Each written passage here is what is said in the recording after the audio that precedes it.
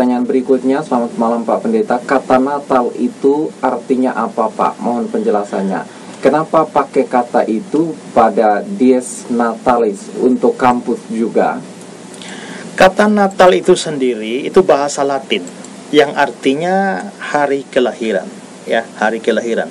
Jadi Natalis itu hari kelahiran atau hari jadi, itu bahasa Latin. Dan karena itu saudara, maka semua yang lahir, semua yang mempunyai hari lahir itu mempunyai hari Natal atau hari kelahiran.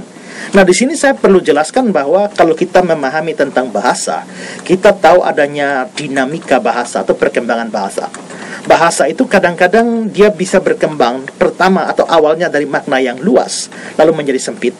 Sebaliknya juga ada kata yang dari sempit itu lalu meluas. Saya memberikan contoh kepada saudara ya, bagaimana kata-kata yang bermakna sempit itu lalu menjadi luas. Misalnya, saya ini adalah orang Rote, saya bukan orang Timor. Ya, ada juga orang-orang Sabu, itu bukan orang Timor. Orang Flores itu bukan orang Timor. Orang Sumba itu bukan orang Timor. Orang Alor itu bukan orang Timor. Orang Timor ada sendiri. Ya, orang Timor, suku Timor sendiri ada. Itu yang dikenal di Kupang sebagai Atoin Meto. Itu orang Timor. Tapi orang Rote bukan orang Timor, orang Flores bukan Timor, Sumba bukan Timor, Alor bukan Timor. Tapi pada waktu kita dari sini, semua suku-suku dari NTT ini, ketika kita pergi ke Jawa, lalu ketika mereka tanya, kita dari mana? Kita jawab Rote, mereka bilang, oh Timor ya. Dari mana? Sumba. Oh Timor ya. Maka di Jawa, orang Sumba, orang Flores, orang Alor, orang Rote, orang Sabu itu dianggap Timor semua. Ya kita juga akhirnya mengakui bahwa kita ini memang orang Timor. Pada waktu saya sekolah teologi di Malang, pada waktu memperkenalkan diri, lalu mereka bilang, semua yang dari Timor silakan bangkit berdiri. Ya saya juga bangkit berdiri. Walaupun saya sebenarnya orang Rote, bukan orang Timor. Nah, itu berarti bahwa di sini, di Kupang, di NTT sini, Timor itu mempunyai makna yang sempit, hanya khusus Atoin Meto.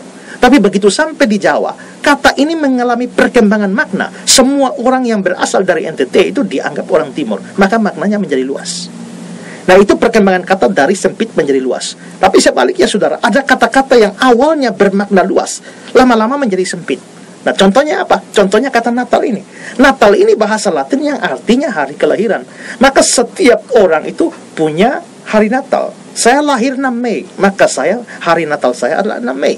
Kalau saudara lahir 12 Agustus, Natalnya saudara 12 Agustus. Kalau saudara lahir 4 April, maka Natalnya saudara 4 April. Tapi saudara, lama-lama kata Natal, jadi karena Natal ini artinya hari kelahiran, maka di dalam organisasi-organisasi tertentu atau kampus-kampus, misalnya universitas-universitas, waktu mereka ulang tahun, mereka sebut Dies Natalis. Nah, kata Natalis itu, kata Natal itu artinya hari lahir atau hari jadi dari universitas itu. Itu karena pengertian kata Natal itu. Tapi lama-kelamaan kata Natal itu lalu mengalami penyempitan makna.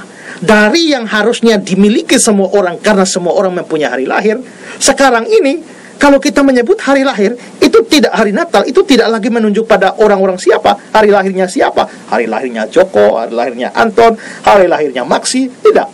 Tapi kalau sekarang kita bilang hari Natal, semua kita percaya itu menunjuk pada hari kelahiran dari Yesus Kristus. Dengan demikian, kata Natal itu mengalami penyempitan makna.